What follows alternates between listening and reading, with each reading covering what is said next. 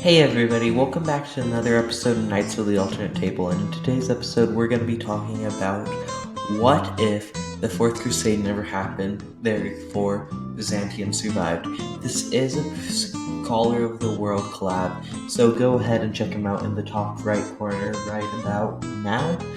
And this is part 1, so watch this one first, and for those of Scholar of the Worlds, welcome, and let's get into the alternate history. 1198 and the Balkans and the Western Middle East looks like this, with a number of Crusader states already being established and Byzantium not doing so well as Naples almost being part of the HRE but not quite yet, and the Papal States about to declare war on Egypt after Egypt starts moving its troops into the Crusader states to try and get more land.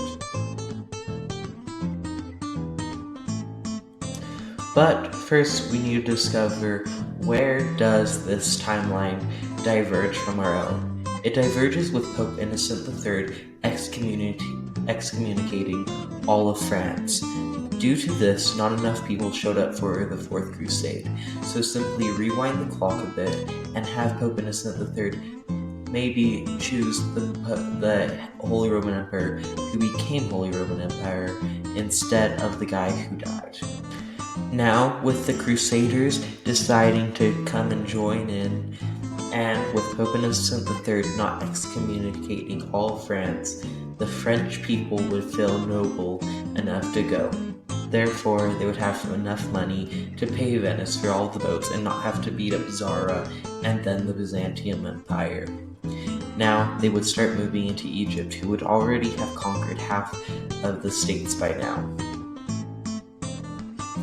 With Byzantium also joining in, now there would be even more. This would truly become a war between Islam and Christianity.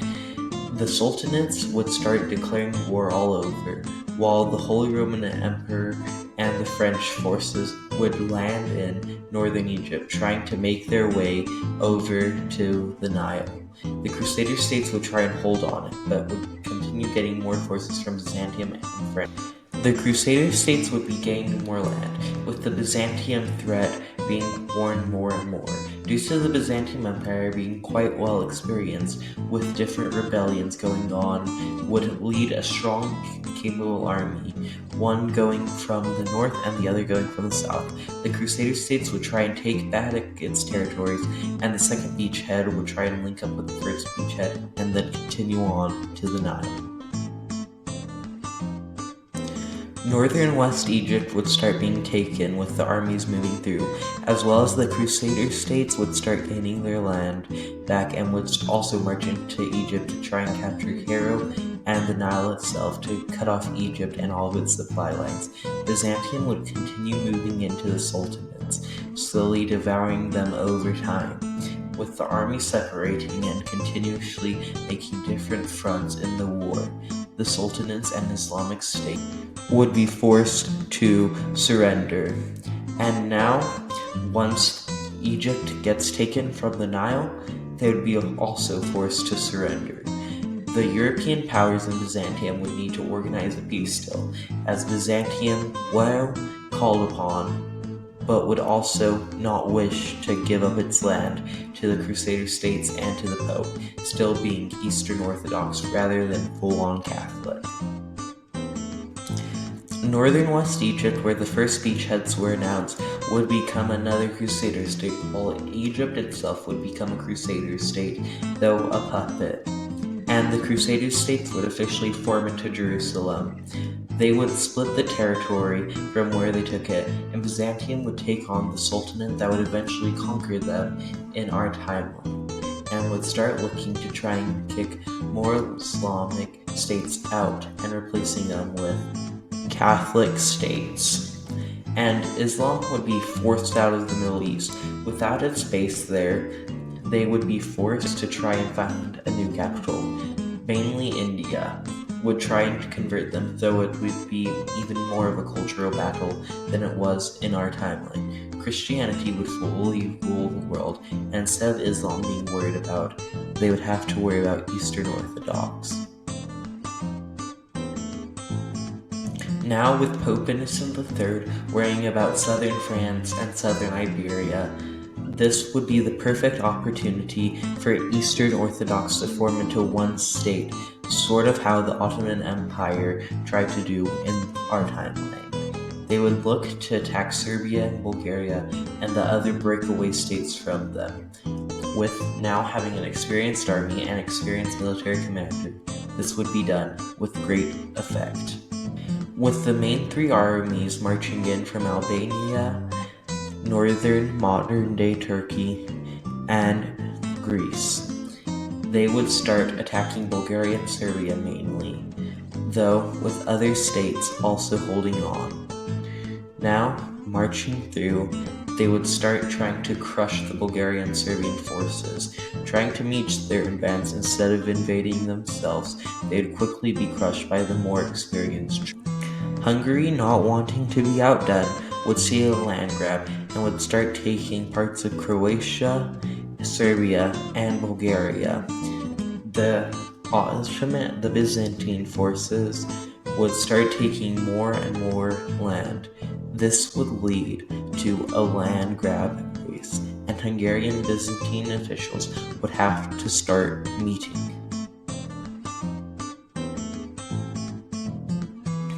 Now, with the Croatian force of the Hungarians meeting with Byzantium, they would quickly try and discuss the breakup of Serbia, while Byzantium, not wanting to have its land break away from it, would also start trying to rush more and more Bulgaria. This would cost a heavy loss of troops.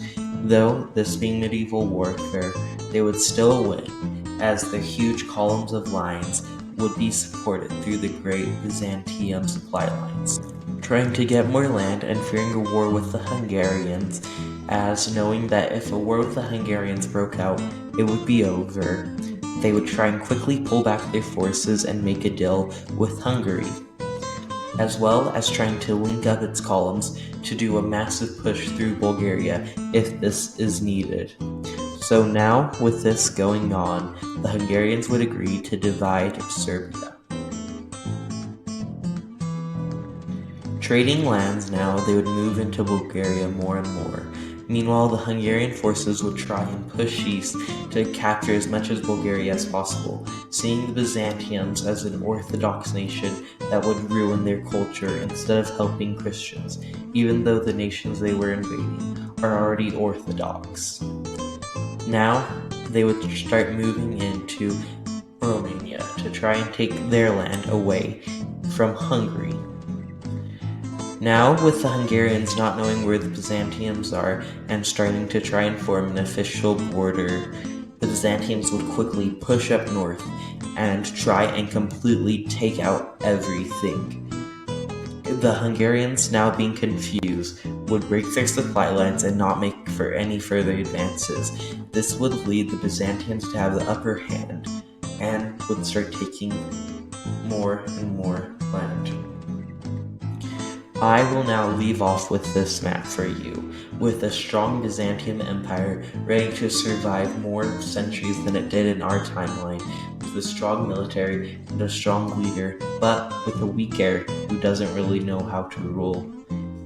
This will weaken the Byzantium once Arthenos would die. So, I'll leave you with Scholar of the World. If you're wondering what finds out next, instead of coming back to my channel next week, why not go right now to Scholar of the World's video? He makes excellent history and alternate history videos for you guys to watch and enjoy. So if you want something a little bit different than my straight up alternate history content, I really recommend. It has been a pleasure to work with him, and I hope we can meet again further. So once again, in the top right corner, there's his video. Hey guys, thanks for watching another video, and I hope you guys like the new avatar. I was thinking about getting rid of the shield, but yeah, hope you guys enjoy, and watch some more. On the right is another video I think is personally great. Once again, big shout out to Scholar of the World. Make sure to check his video out, which should be live now, and make sure you remember to have a good one. Goodbye. Wow, what a great video. On the left is Scholar of the World's video that you can watch right now. And on your right is a video YouTube thinks you would like the best. So why not click one of them? If you're from Scholar of the World, thank you so much for watching, and goodbye!